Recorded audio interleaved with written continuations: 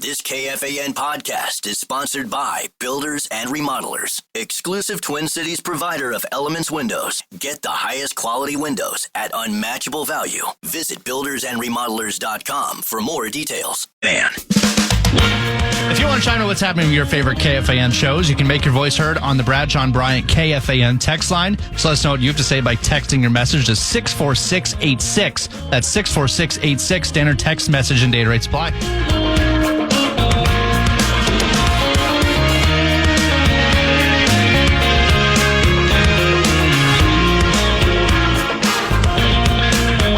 All right, we are back, 5 o'clock hour. We'll get back to plenty of Viking stuff a little later. I did, by the way, briefly talk, as Brett Blakemore knows, about the Golden Gophers' latest visit to Columbus, Ohio. I'm wondering if our next guest had a chance to see any of that. Mike Conley, man, that's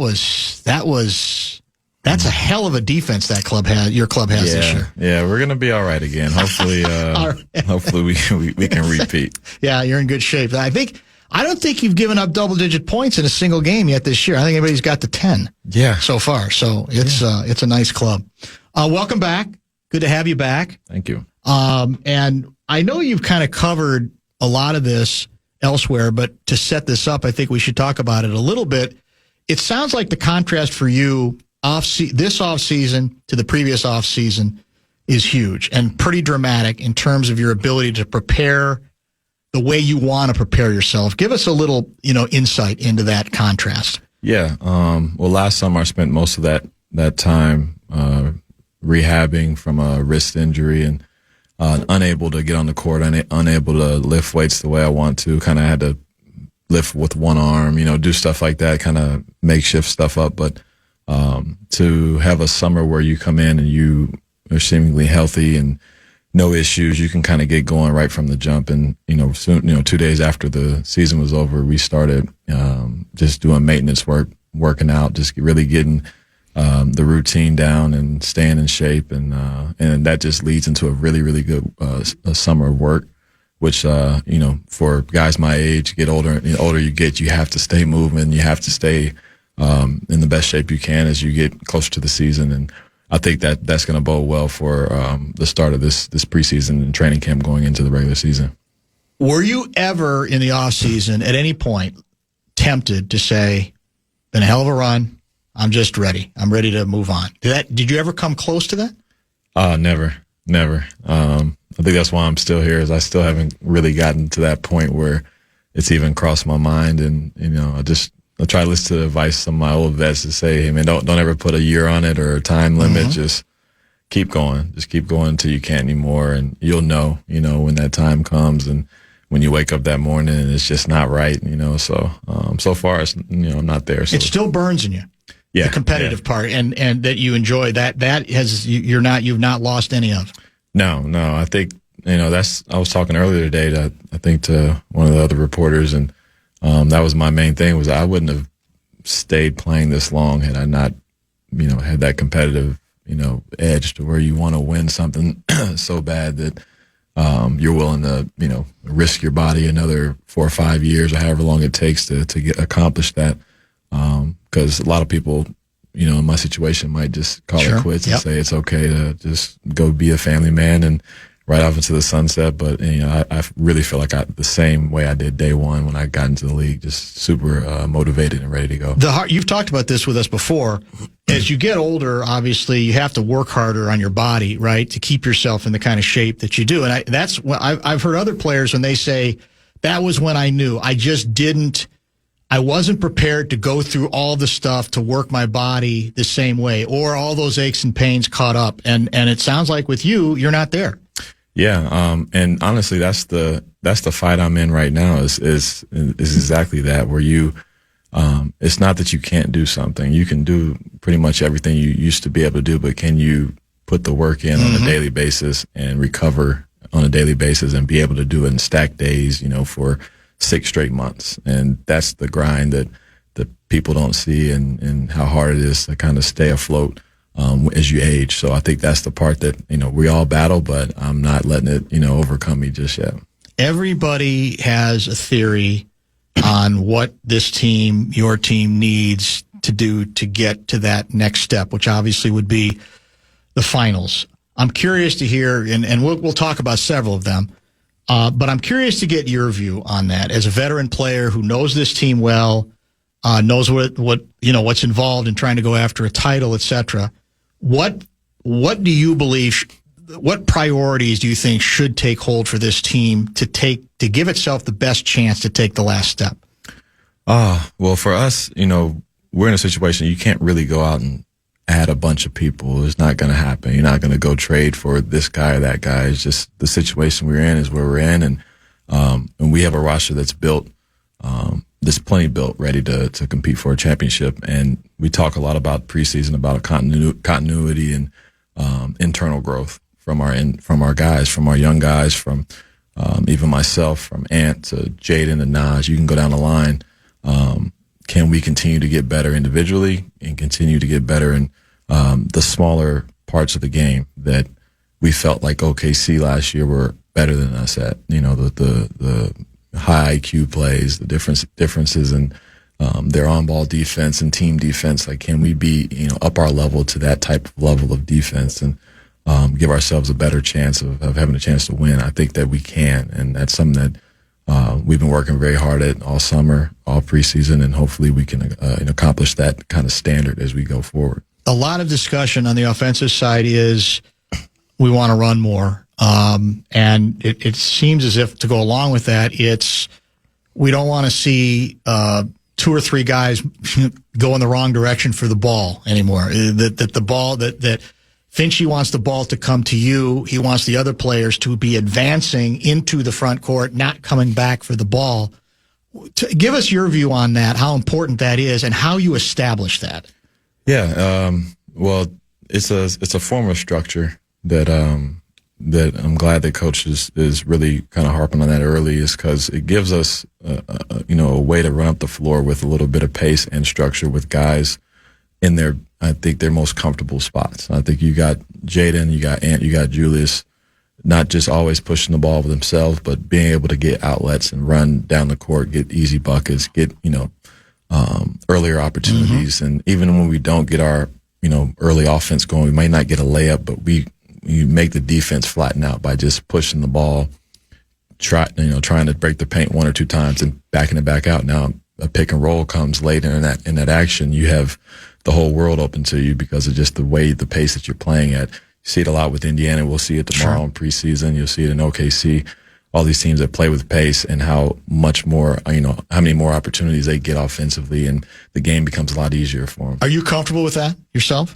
I love it. I've been one. I'm like I said, I'm at the age where I'd rather run less. So I'd rather be like the all-time quarterback on a backyard football team. Let me get the outlet, and I will throw it ahead. I can turn it over as many times. I probably won't, but I'll throw it ahead as much as I can to you guys, and let you guys, work early and, get it back to me after that and be good.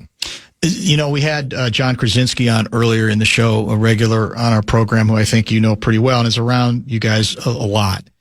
And I mentioned that we were going to have you in studio, and he reminded me, I think he's written about this too, that in his mind, what he has observed of you, he thinks it's one of the most interesting stories early in camp. And what he has said to me and what he's written is that he thinks that you have been more vocal than you have generally been, more assertive about challenging people, etc. Is it something do you agree with that? And is it something conscious that you're doing? Is it something the coach has asked you to do? How's this coming about?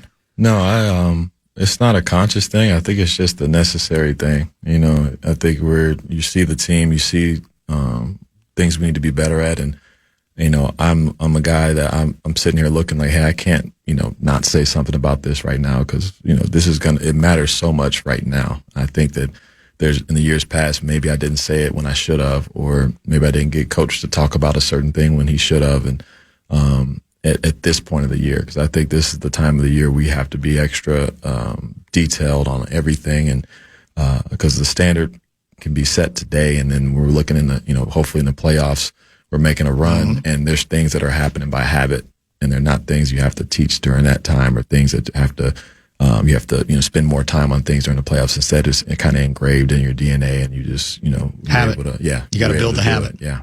Well, and I would assume, you get to where you guys have been and move in terms of the difference between teams at that level. They're very fine points, right? That's the whole thing. But it's all those little details. You add them cumulatively. That's what helps you get to that next spot, correct? Oh, it's such a small difference. People don't understand how close it is. I think we looked at a stat the other day about our offense, and our efficiency was really good. We were like 27th in pace. And if we just threw the ball ahead 3 more times, I don't know if it was 3 or 4 more times a game, with that same efficiency, it would put us at like a top 5 offense, just all throughout the whole season. And that's a small thing. That's a trained, habit thing. Guys running, guys getting the spacing the floor for each other, and that's how small differences can be, but they can be large in the big moments. Did you look in terms of the differences between getting to the Final Four and not being able to go further? Were there significant differences in the way you perceived what happened against Dallas and what happened against Oklahoma City? I mean, how did you come out of this most recent year in which you were not able to take that next step? Yeah. I mean, they both hurt the same. They were different. We got there in different ways. I think that first time we got, when we played Dallas, it was a year where everything was clicking. We had a good start to the year. It carried over to the playoffs. We made it as far as we did. We felt we were the team that should have, represented the West, and their guys played phenomenal, and they beat us. And then we come back another year. It's more of a rockier start. We had a little bit more ups and downs and a lot more challenges, and still find ourselves in the same spot. And then you come upon a team that legitimately was, hitting on all cylinders as far as not just making shots, but like defensively connected, just selfless, just the way they were playing. It was pretty evident and obvious that, like, hey, they're playing at a certain level. We have to try to match that or to exceed that. And you can tell they've been doing it the entire season. And it's something that we got out of that series like, hey, we have to be like this. We have to get our level of play to this level if we're going to have a chance. Mike Conley is joining us in studio. So what you're telling me is the regular season, to that extent, in terms of fashioning those habits so that it's almost second nature by the time you get to the playoffs, does matter. The regular season is where you build that, correct? It is. And it was no better examples than the 2 teams that represented in the finals last year with Indiana and OKC. And they play, when you play in Indiana, you're like, man, you're in for a track meet. They're going to run, they're going to pressure, they're going to be physical. You just know it night in and night out. And they play the same way no matter who starts, who comes in the game. That's the mark of teams that have built a certain type of DNA and way they want to play. Now, each rosters are different. Not every team can play that way because of the way teams are built. We're a lot bigger type of team, and maybe we can't play at that same pace, but we can surely, make strides. Like I said, if you throw the ball ahead 3 more times, you're talking about a huge difference in the way, our offense efficiency even is. So, hopefully we can try to accomplish that. The other thing that, and I don't know if John wrote about this or I saw this someplace else, there were some interesting quotes from you that seemed to me to be saying, look, to get, and I'm paraphrasing, I'm not quoting you precisely, but this is what I took out of it. What you were saying was, if you want to get the best that I have to offer, I have to kind of have the ball in my hands, and I can't be sitting in the corner because that's really not what I do. I'm really not a scorer. I'm not that guy. So if I'm going to be out there, I felt like you were almost reminding people about what your role needed to be. Do I have that about right? What do you think? Well, yeah, just to answer that question was, just to say, hey man, I'm a great shooter. I love to shoot, open shots, and we have guys on our team that get us open in the corners and wings, but I've always played point guard. I've always had the ball. I've always felt that was the best way to kind of inject myself into games. Because for my position, it's not about scoring necessarily. It's about like the feel. When I have the ball and I'm running pick and rolls and finding Ant, finding Juve, finding Rudy for lobs, or just making plays and not even getting a shot up, I feel engaged in the game. You feel a little bit more comfortable. But when you kind of sit in the corners every now and then and you're maybe not as involved, the game kind of gets a little bit rushed, it gets a little bit frantic, and it's not the same. So I think that for the best version of myself has always been, the Sure. PG and kind of handling it. Well, I don't know how well you've gotten to know Trent Tucker since you've been here. Of course, Golden Gopher, great, an NBA player. He's on the fan on the weekends as well. And the other day I was listening to him talking, because the discussion was about Anthony Edwards and about, okay, how do you get the best out of what Anthony says he wants to do, the next step for him, maybe trying to score a little bit down low, a la Kobe and Michael back in the day, et cetera. And part of Double T's point was, in his view, to get the best out of what Anthony Edwards has to offer offensively, he actually needs to play off the ball even more. And that's been a discussion before, and it's a fine line because the way the league is set up now, it almost feels like if you're a big scorer, the ball's in your hands a lot. There aren't as many pure point guards as there once were, and that's what I think of when I think of you. How do you feel about that part of it? Because obviously Edwards is your best player. You want to get the best out of him. Oddly enough, is it taking the ball out of his hands a little more? Is that part of the plan? Well, I think it's making the game a lot easier for him, whether that means taking the ball out of his hands earlier to get it to him later, or just finding ways for him to not exert so much energy. I think he uses a lot of energy to, when he's trying to score, teams are double teaming him. He's having to make so many plays. It's exhausting, and it catches up to him at some point. And we always tell him, man, it'll be a lot easier game for you just start running and get into the corners. Maybe you just because you're in that corner, I mean, you're not going to get the ball. The way that the game works, if Rudy rolls to the paint, somebody has to help. If it's your man, you're going to be open. If it's not your man, Rudy's going to get a dunk. And then you just went 2 possessions without having to touch the ball. Our team scored. Where everybody's kind of getting a feel.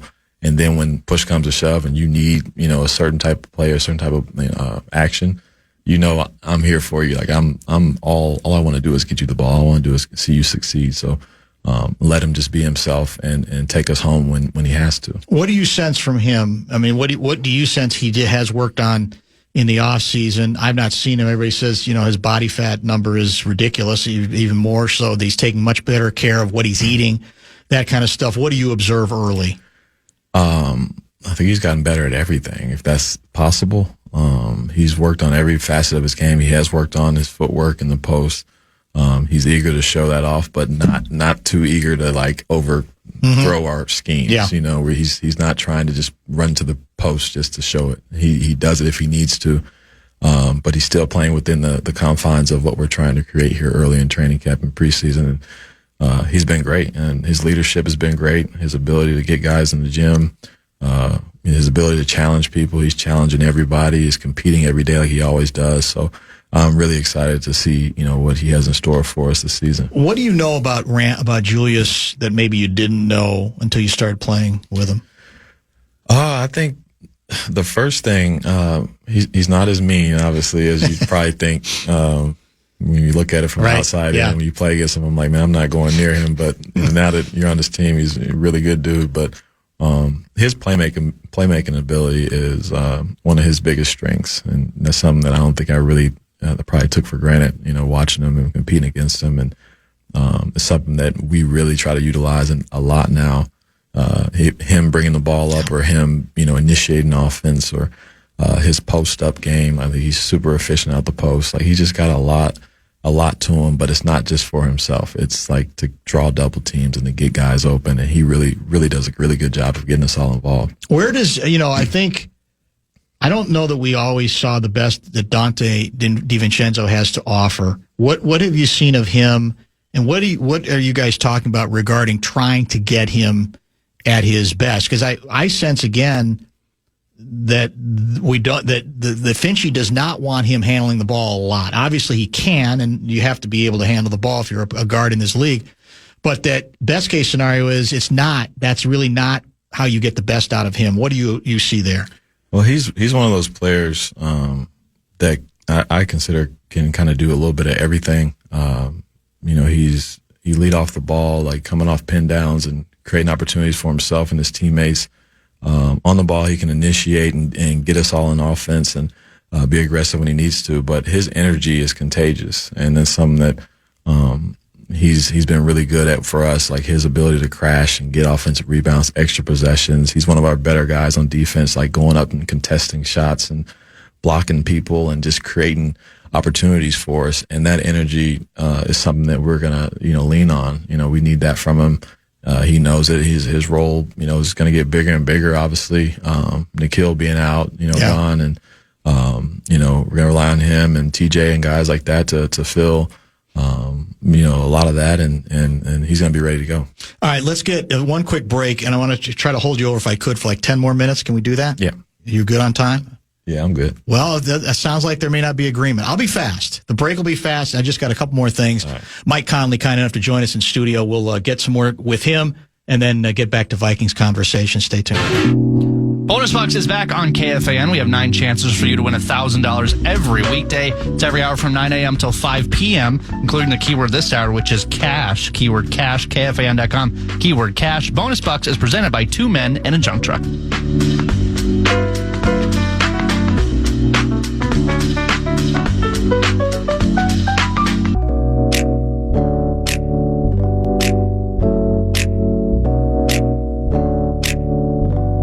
Possession game with 95 seconds left to play. Ant isolated up top against Doncic. Left-handed dribble for Ant. Crossed him up top of the key. Drifts left. Now attacks in the lane. Kick out Conley in the corner. 3 ball. He got it! Corner pocket for Mike Conley. 194. Clutch from Mike. A couple more minutes with Mike Conley, kind enough to join us in studio this evening.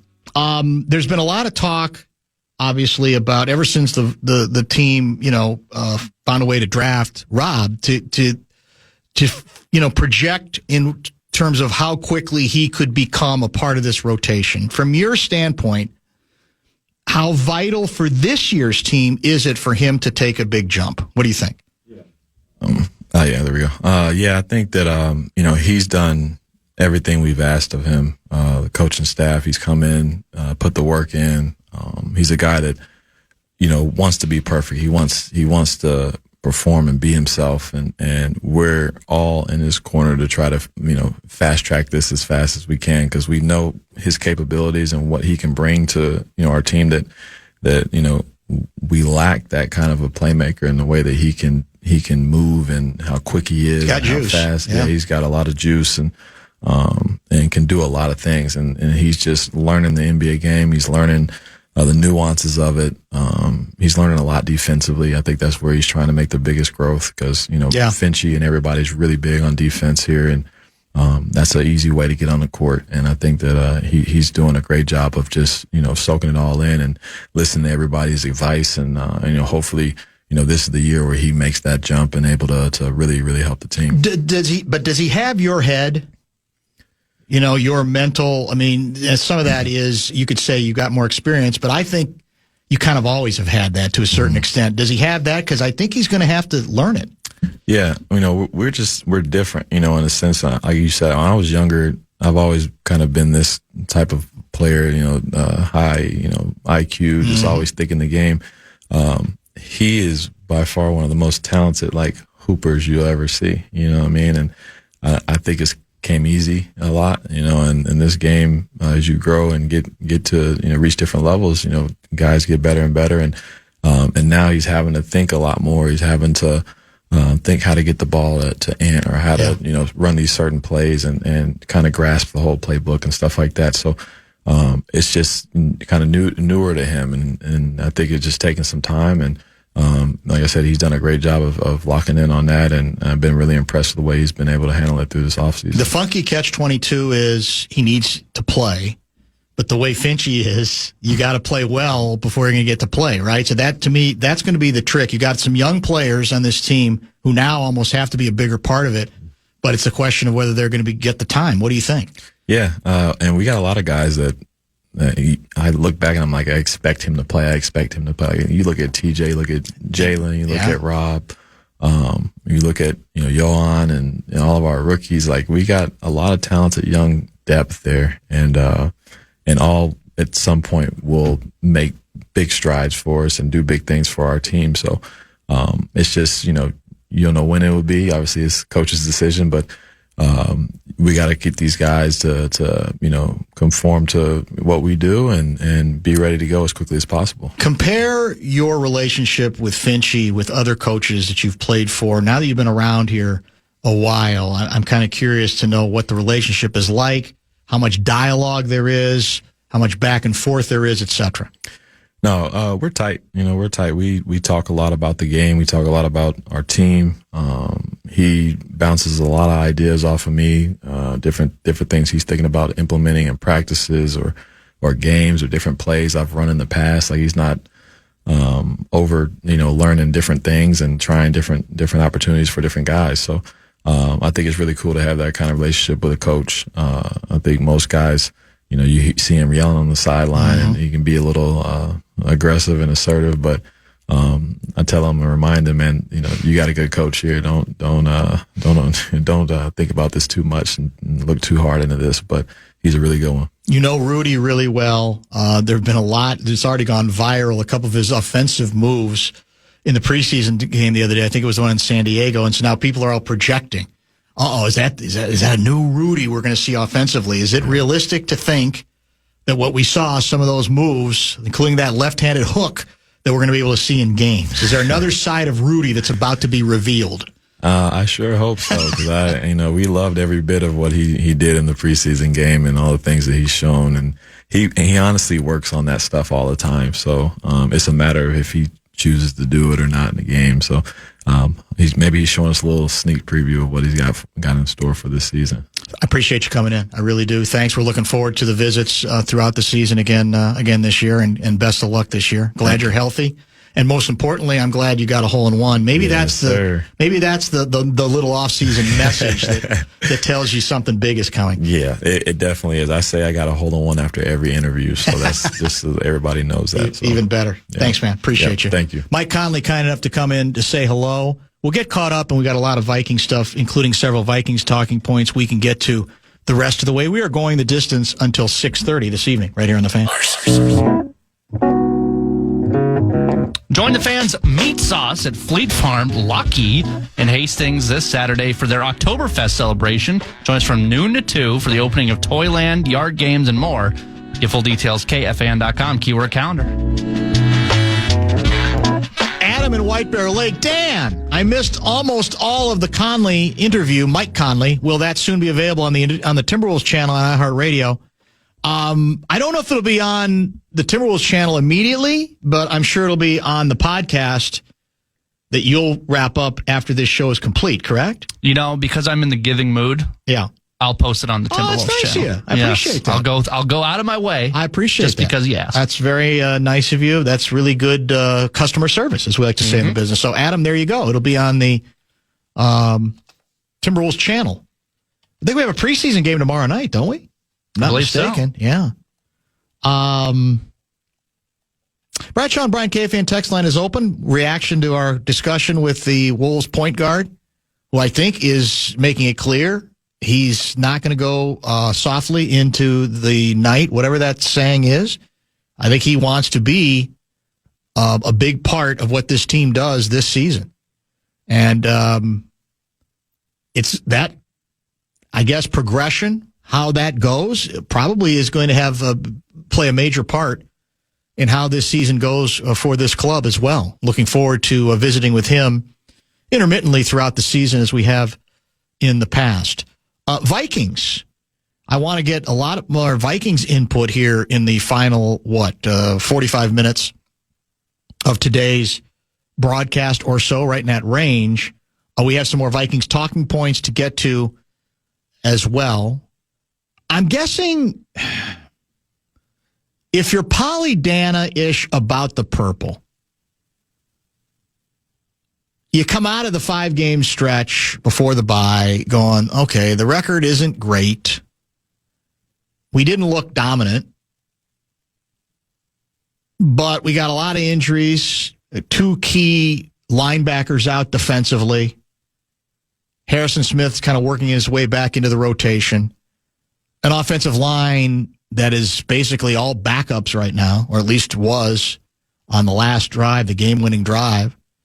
So, when we get the band back together, we might actually be okay.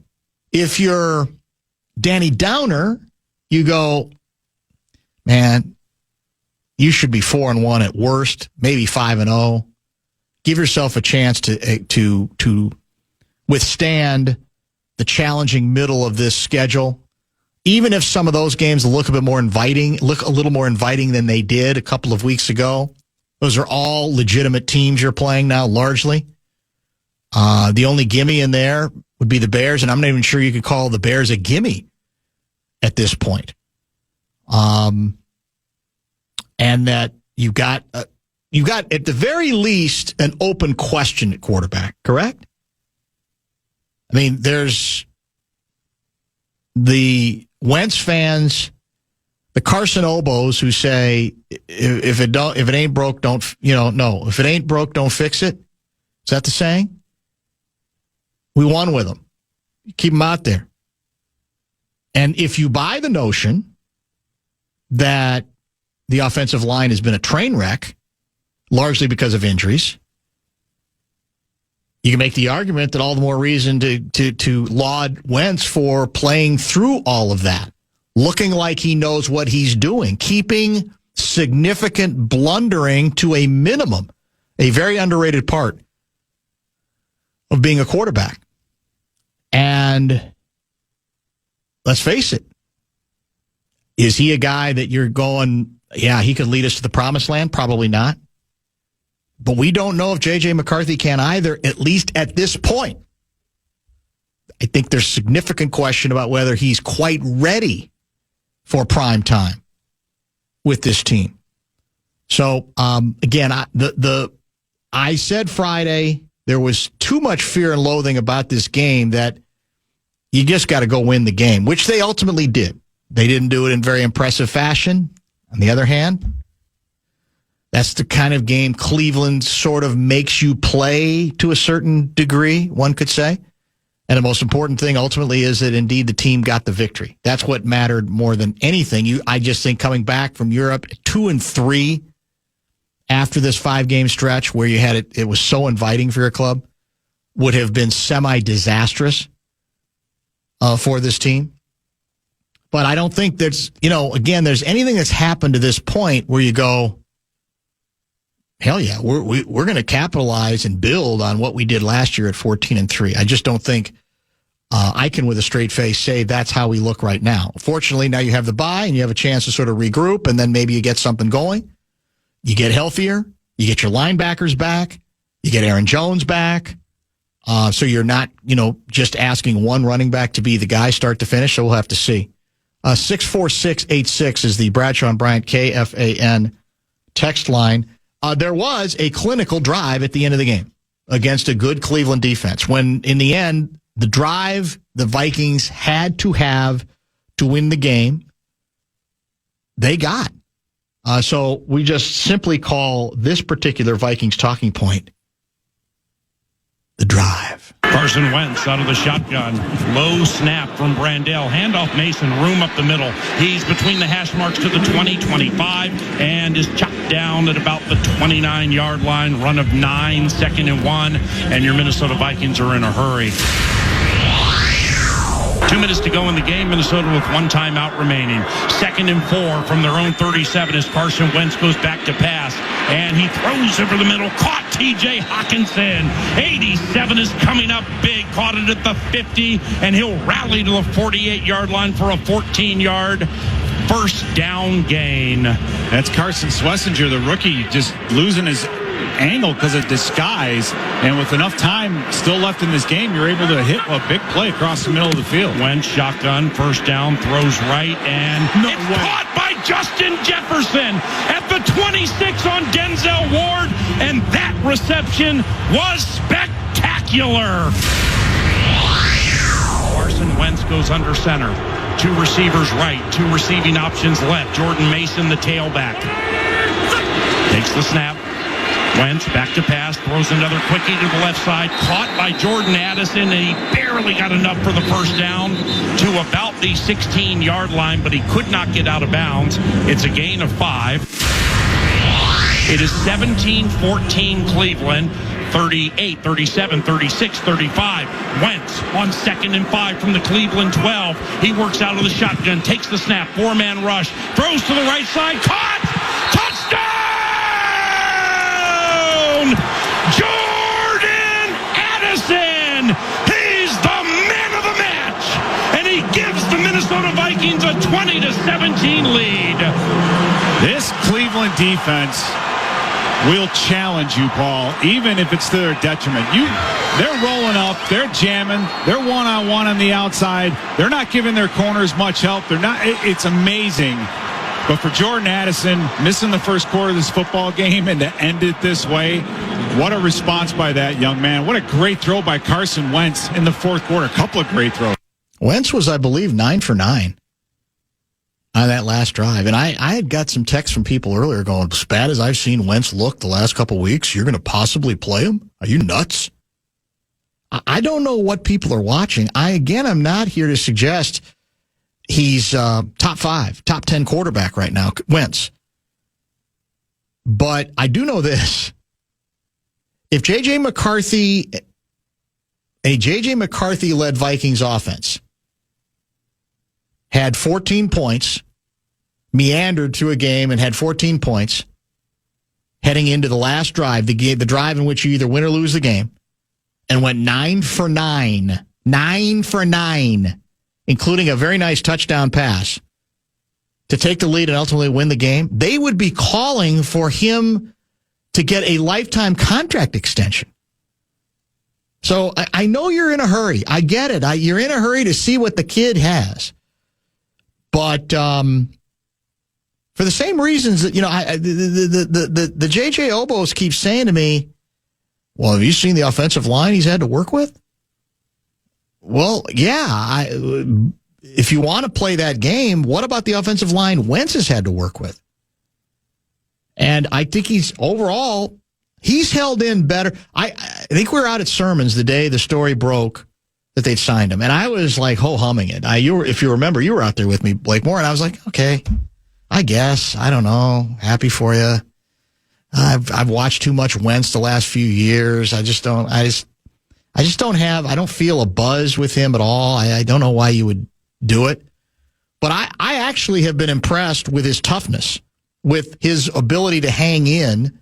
And as I mentioned, the most underrated aspect of what he's done is not throw stupid interceptions. Now, he's had a couple of picks. I think last week they were both tipped balls, if I'm not mistaken, at least one of them. And in this game, though, I think that's an underrated strength, that he has not forced all that much. And I think he made a number of very nice throws in this game. His biggest mistake was that second scramble that resulted in his shoulder getting hurt. Kind of an unnecessary play where he would have been better off just getting rid of the ball. But I thought he was clinical against a good Cleveland defense. Now, in Cleveland's the defense to Cleveland's defense is they got no chance because they know. I mean, they're out. I don't think. Look up the Browns for this season. I don't think they've scored one. I don't think they've had one game in the 20s yet offensively. I think it's all been single digits and teens for them. Let's see, 17, 13. Don't ask me about that one. Yeah. 10 and 17. Yeah. So, the biggest defense of the Cleveland defense is they're not getting any help. And ultimately they got a good running game until they didn't. Until I think the Vikings finally figured out we're going to dare the kid to throw. And they got a little better handle on the running game at that point. And at that point, Cleveland was doomed. And sooner or later, it was going to be a game where I think the Vikings, if you keep getting opportunities as an offense to score, sooner or later, you got to plant your feet and say, we can't lose this. As many opportunities as we've had here in the second half of this game, we can't possibly lose it. We got to go ahead and have at least one drive where we go down the field. And ultimately, that's exactly what they've done. Dan, you are apparently president of Carson's Condos, for sure. Not really. I'm trying to be fair. And I have a lot of, I'm not going to lie to you. I was traumatized by the JJ performance in his last game. I'm not. As a guy who absolutely endorsed the drafting of JJ, and by the way, that's still not me saying he's Christian Ponder 2.0. That's a constant theme we get on the text line. I'm not ready to say that at all, quite frankly. I think McCarthy's a lot more dynamic, but I am worried that he might be a guy that needs to sit for even longer. I am a little concerned about that because it did look like it was way, way too big for him. He looked skittish. He looked like he didn't know what city he was in. And I don't think you can say that about Wentz. It's very clear he's done this for a while. And he doesn't seem overwhelmed by it, even if he's not always making, you could say, the perfect play. He made some nice throws. Did he get some help from JJ? Of course. But let's go on a limb and say every good quarterback has been helped out by having a good wide receiver that turns a 50-50 ball into his ball as well. Top of the hour pause. We'll come back with a couple more talking points. And a lot of good texts are coming in. Is your team ever going to play again? Are you playing this week? I think it feels like forever. It does feel like forever. They do. They get the Bengals at home. That's a gimme. Well, It should be. Thought that week 3 too, and here we are. Yeah, well, that was because of the fluky. Wasn't it a block kick? Yeah, it was a block kick that changed everything. That was pretty much it. Babies cry, and that's normal, but if you're feeling overwhelmed, it's okay to just step away. Never shake a baby. Shaking can kill. 1 in 4 don't survive, and survivors often face permanent brain damage. Learn more and give today at nevershakemn.com.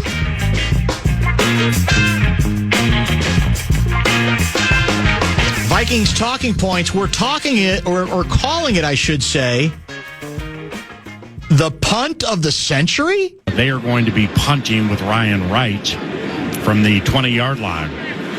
Snap.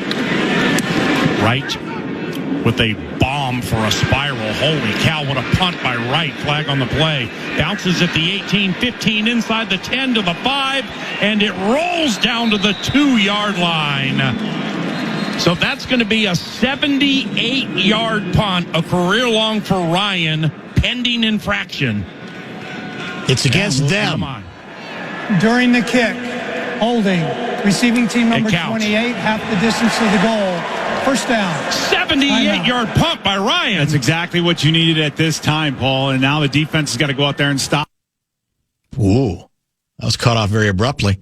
I think it was 77 officially, and then it's half the distance to the goal afterwards. So I think they started at the 1. That was a hell of a punt. That was a big time punt for sure. You need a lot of things. If you're going to knock off the Cleveland Browns 21-17, Brett Blakemore, you got to have a lot of things go your way, right? I mean, it's not going to be 1 or 2 things. It's going to be like 8 or 9 things conspiring to get you there. And you wouldn't even know about beating the Cleveland Browns. I mean, you're it's a tough task. It's even tougher, right? I just don't know what to tell these folks. I don't know. Well, I'll just read you the text. So we're supposed to wait another year to see if JJ is the guy? That's really dumb. Neil, here's the fraudulent part of your observation. I'll just ask the question point blank. Are you prepared potentially to sacrifice this season in order to get an up-close and personal look at J.J. McCarthy? And if you are, I'll respect it. Say, nope, I start the clock. Even if it means not giving this team the best chance to be successful, we got to start the clock. Because that's the problem I have with that position. You can't then later whine about it. If indeed the rest of the team is no longer given the best chance to be whatever it is. Now, you may make the argument after 5 weeks that it really doesn't matter who they have at quarterback right now, that they're not as good as advertised anyway, so you might as well start the clock on J.J. McCarthy. I don't get that sentiment at all, because I don't think folks are consistent with it. He's saying it because his assumption is all those J.J. McCarthy highlight reels things he saw, he's going to see really, really quick. He wants, because he looks good. He looked good in the fourth quarter against the Bears. This is from 701 guy. Two things with Wentz and J.J. One, the youngsters want a young, now with it and wild franchise QB, so they really undervalue anything Wentz does. Ding, ding, ding. Two, I added the dings, by the way. Two, I know you may not give this oxygen, but Minnesotans looked their nose down at North Dakota and NDSU, so heaven forbid Carson produces. That said, I too want a franchise quarterback for the next 2 decades. I'm not sure I buy number two. Do you? I really don't think that's driving any of the patronizing on Wentz. I do think what does drive it is number one. You want to see, you've been waiting your whole life for the shiny toy, J.J. McCarthy. You want to see it so bad, and you've already put on your mind how miserable he was. He has a QBR rating that is the lowest in football right now. What do we quote? It's like 21-1. He wouldn't even make the top 40. But you've put that out of your mind very quickly as being, that's not that big a deal. And while you're doing that, you're going to downplay 9 for 9 on that last drive. Picture perfect drive in which Wentz did everything that he needed to do. He got good play calling, good execution from players. He got help from players. There's no question. It was a marriage of good, I guess, I think a diversified series of play calls, and everybody getting the job done. Offensive line, receivers, and quarterback. And you're kind of conveniently putting that aside because it doesn't fit what you're looking for. So, look, maybe you'll be right. And I've never said I'm done seeing JJ this year. What I've said is I don't think football teams work this way where you just can sort of give the back of your hand to winning. And I think even if you want to believe McCarthy's the guy forever or going to be the guy forever, I just don't think teams look at it like, well, I'm going to ignore results in the interim. So a lot of this may be academic. Maybe Wentz's shoulder is going to end up being worse than we think. Allegedly, he's being examined right now. Once again, there might be maybe that's the soft benching for Wentz this time, as opposed to the last soft benching last time for JJ, where JJ has to become the guy because they're not going to, as much as it'll annoy Guardsy, they do not want Max Brosmer to start right now. They just don't. I think if you're going to make the JJ argument, like if you're in a debate team, yes, you've got to take the argument. I think it's how much more of a ceiling do you have with Wentz this season for 2025? Exactly right. Because if they're going, let's just say they're not going to the big game for all intents and purposes, just for the sake of debate, right? And they might, let's say with Wentz, they go 10-7. Is that worth putting off? If I were making the case for McCarthy to play, is a 10-7 season winning enough to put off a year of potential growing pains for McCarthy? That, if I was trying to defend JJ, that's what I would go with. Is that 3 more wins worth it in the long term to maybe set him back in his growing pains? Well, that's where it gets tricky, because it sounds like you're setting it up in a way that, well, then you might as well just go with JJ because there's not that big a gap. The problem with this whole thing is the way this team has been constructed. This team has been constructed as if every season matters, including this one. And they've added age. In fact, it's already kind of bitten them in the butt regarding the center. One could say age as in too much experience and now the concussion issue. And that's where it gets, that's the disconnect. You add all these parts as if, no, we're not sacrificing any season, including this season. And I don't know. Can you tell that to your players with a straight face? I mean, you got a lot of other players who don't want to write off any seasons at all. I saw a guy that needs a lot of work, man. And I get it. It's catch-22. The only way he gets the work is if he's out there. But Doesn't that make sense with a team that's not as old as this team? That's still the contradiction to me that we've talked about before. All right, let's do this. We'll get one more pause in. Because, again, what I've said all along is likely Wentz comes back to the pack. No pun intended. And as he comes back to the pack, then I think it's easier to say, well, you got nothing to lose. You might as well put the kid back in. Maybe you got some juice. Maybe you learned a couple things while he was out. Maybe some other things will come together for him. It was never me committing the entire season to Carson Wentz. I've been around this team, quarterbacks, for a long time. And I tend to come from the philosophy of, if you got a guy who's going okay and you're winning a decent number of your games, let it play out. He'll come back to the pack probably. He'll revert, and the minute he reverts, then you can make that move. And my goodness, if he doesn't revert, you play it out a little bit longer. I still don't buy. Where is J.J. McCarthy going? He's not going anywhere. Your guy sat for 5 years, didn't he? Well, it wasn't that long, but it was 3. Yeah, still a lot longer than JJ did. Close enough. It's the Bumper to Bumper Show Wrap. It's brought to you by American Pressure. This whole talk about JJ and Carson is irrelevant because Carson is just going to get hurt anyways. I think I've said that about 5 times, that could change everything, but okay. On the NDSU angle, this is an absolute thing for those who are also Gopher fans. The Brosmer Bobos would rather lose with him than win with Wentz. Wentz was a Vikings fan most of his life, but will never be one of us. Brosmer hangs on campus for 6 months, and somehow he is grandfathered in.